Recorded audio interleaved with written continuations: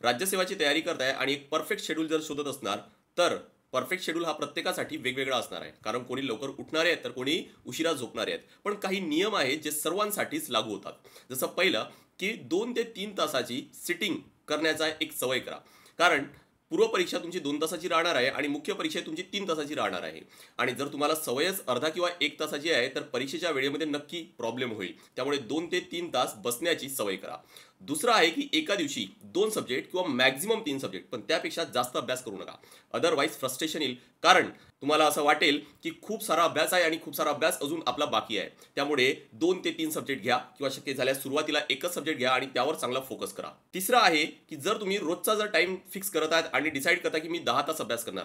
पण 10 तास अभ्यास हा रोज काही होणार नाहीये. Not sure. आपण गॅरंटी नाही देऊ शकत. कधी आपला मूड असतो, कधी नसतो. कधी मध्येच कुठं काही प्रॉब्लेम येतात. कधी काही आपल्याला तो जो वेळ आहे अभ्यासाचा, तो दुसरीकडे द्यावा लागतो. सो बेटर आहे काय, पूर्ण एक आठवड्याचा शेड्यूल फिक्स करा.